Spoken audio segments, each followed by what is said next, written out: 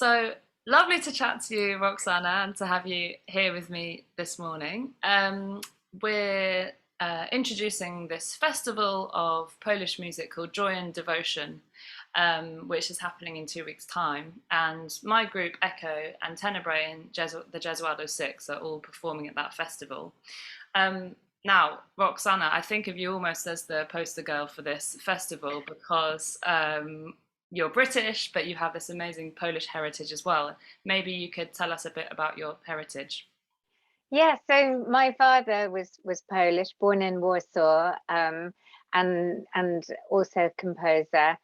And I've always felt, although I was born here in London, I've always felt very close to my Polish roots.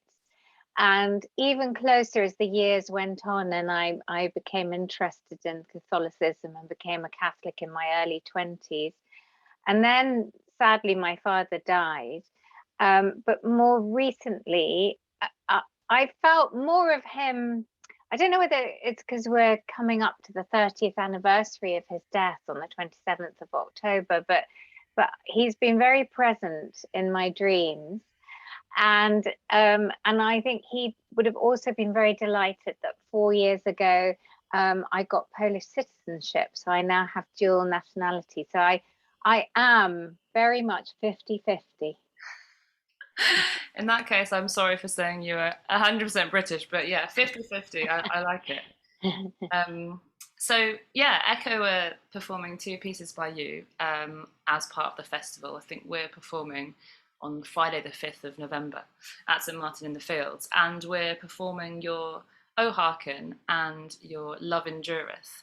So could you tell me a bit more about either of those pieces? Perhaps. Sure. So O Hearken was actually a raffle prize.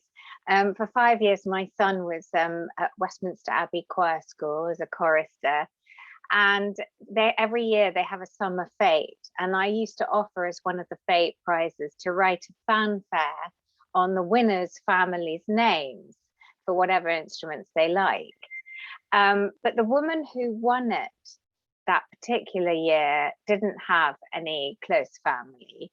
And so she asked me if I'd consider writing an introit for the Abbey Choir, Westminster Abbey Choir, instead. And I said, yes, of course. And so that's how it came about. And she chose the words, and it's in their sort of regular repertoire, which is terrific. I'm thrilled about that. But I can't wait to hear a non sort of cathedral choir singing it, like fully grown up adult voices singing it on the 5th. I love that. Not many sacred pieces have come out of a raffle prize. That's no. I wonder how many.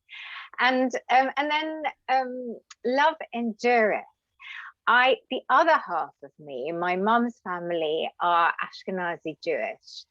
But I discovered recently, very excitingly, that through one of those amazing DNA tests, that several hundred years ago, my ancestors were those Spanish Jewish ancestors who were kicked out of Spain when Jews and Muslims were kicked out. I can't remember, I think 14th century, maybe sometime around then.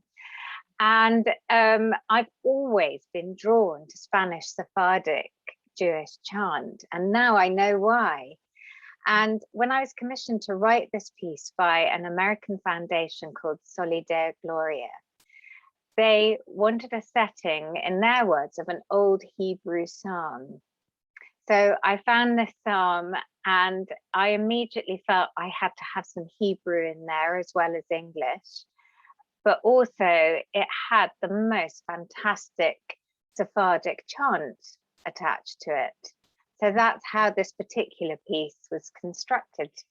Yes, well, I have to say it's one of my favorite ever pieces. Oh, so I'm really excited for Echo to be singing it at the festival. But yeah, it's really interesting, that kind of mix of, as you say, your heritage and the different kind of religions that have, I suppose, shaped and inspired you. And on that subject, how does faith kind of play a part in your music?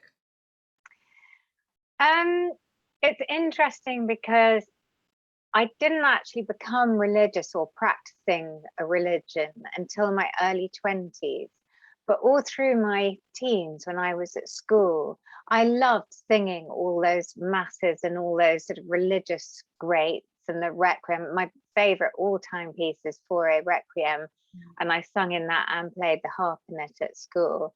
And I've just always had a love for it. So when my interest in faith on a personal level mushroomed in my early 20s and I became a practicing Catholic, it just seemed a very natural progression to be doing a lot of that work.